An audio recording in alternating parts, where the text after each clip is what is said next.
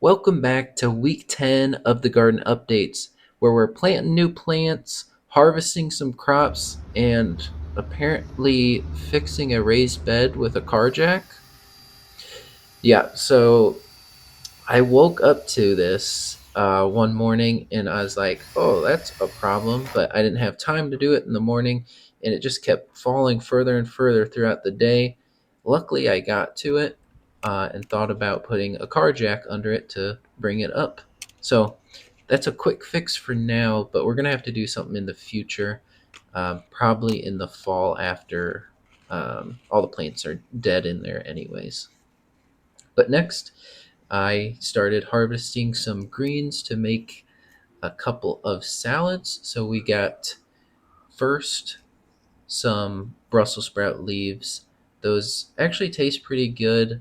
They're a little stronger, so I wouldn't use too many in your salads.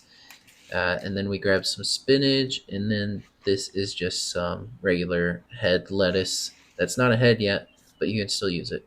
And then threw some these are onions, but you can kind of use the tops like chives. So threw some of these in the salad here, uh, and yeah. But it's crazy that we're already to week 10 of doing these updates. So if you haven't seen some of the other ones, I suggest going to look back. I've definitely gotten better at making the videos over time, so I don't think the first ones are as good, but it's a learning and growing process. So I'm just cutting up the lettuce for the salad. Thought it was kind of satisfying cutting these, but yep, just threw these together, and it's actually a large salad. And we actually took some of the Brussels sprout leaves out because I put maybe a little too many in there, but it was pretty good. Um, Pretty refreshing and cool to make like your own salad just from your backyard.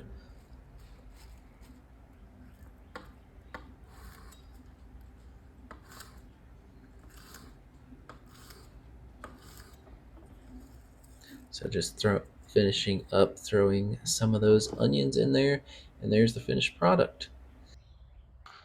All right, so I got these zucchini to plant, and I'm gonna just plant two of them right next to my beans, celery, and a squash plant. I forgot to plant these earlier, so that's why they're a little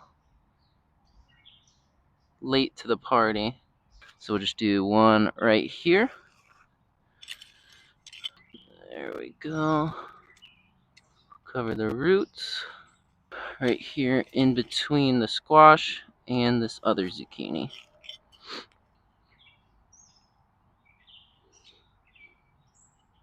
There we go. And then I got a few more. My parents wanted some zucchini, so I'll give them some of these. And then these are some orange crush watermelons. So the flesh is actually orange.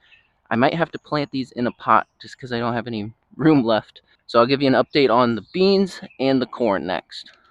We got those two rows right there of the corn, and then the beans next to them with those squash plants we also planted.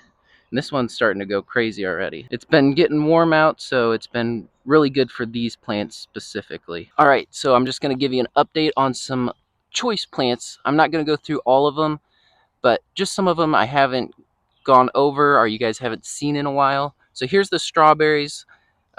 These are the June bearing ones, and they're actually getting some strawberries on them. I'm gonna need to get a net to cover these because there are a lot of birds where I live. Right next to a forest, you can hear them in the background. Yeah. So I see them out here all the time, and they're definitely gonna get into these once they start turning red. Now let's check out how the potatoes are doing. Now what's weird about these potatoes is I planted these about 3 weeks later than these. These ones that are a little shorter actually were growing when it was cold out and had a light frost that definitely stunted their growth. These are probably double their size and they're the same variety. So that kind of shows you what patience can do for you. But what's going on in these open spots? So there was potatoes in these open spots. I dug down where one was, and it was rotting. So I actually planted some different varieties. So there'll be different varieties throughout this side. It's just like a brown Idaho potato, I think. Uh, so I planted some of those in these open areas. They should start coming up soon. They were starting to sprout buds on the potato itself. So that's what's going on over here. Let's go to the other side of the bed. So we got two other varieties in here. They weren't sprouting when I planted them. So I'm going to try to dig one up here real quick and see what's going on.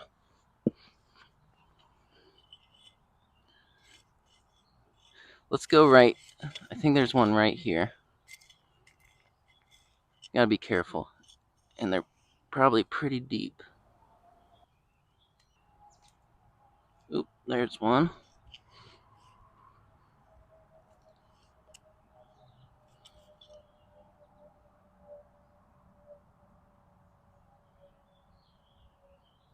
So it's basically still a full potato in there. And I don't even see any sprouts on it yet. They might be just starting to get some sprouts on them. So it'd be a while before these guys come up, which will be good because then I'll have time to eat some of these before I get these.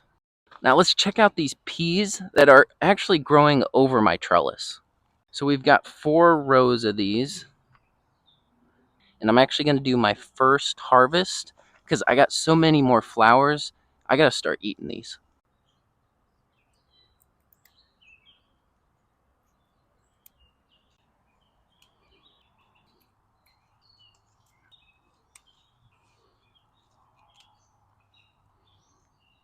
Guess I'll just set them in this chair for now. Let's go get some more.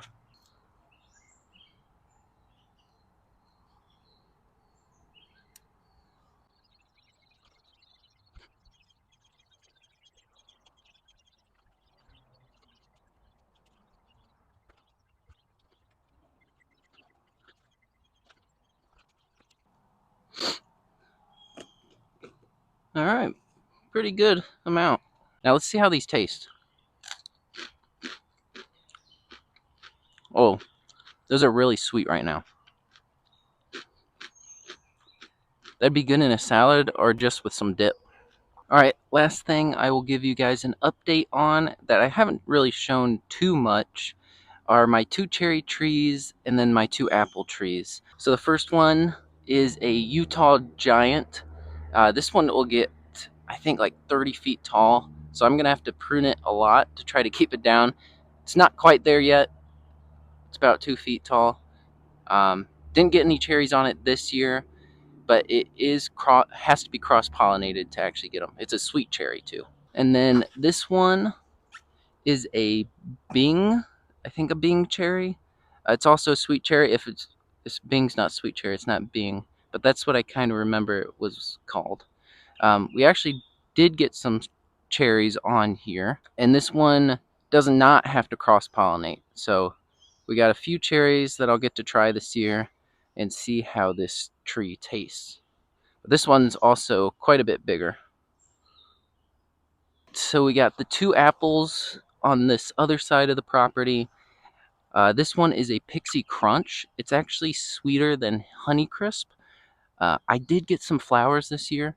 However, the other tree, because apple trees have to cross pollinate, did not get any flowers. I tried to use the crab apple I have as an ornamental in the front to pollinate this one. But I think it was too late and there wasn't any pollen left on that. So I guess we'll have to wait till next year to actually get to try one of these. Is growing a lot so far this year. I just got those as root balls, not root balls. I forget what it's called, but it's just when you get the root and the stick or the trunk, the root and the trunk. I forget what it's called, but I got that and started it as that. So it didn't have any green on it, and it was pretty small. So that one's doing pretty good. Yeah, so these are both from Gurney's. This one is a Golden Delicious. I got it mostly just to cross pollinate with that one, but it also a pretty good apple. Um, these are both standard height, which I think 20 to 30 feet for an apple tree. Um, so this one's actually doing a lot better. Since I got these fences around them, the deer can't get to them because they were destroying the leaves on both this one and the other one. Did not get any flowers on this one. But these are both from Gurney's. Um, not sponsored by them or anything, but it's just pretty reliable. I've had good luck with them. So, and that is it for this weekly update. If you have any suggestions on what you want to see, put them in the comments below. If not, make sure you like and subscribe and stay tuned for the next video. Thanks for watching.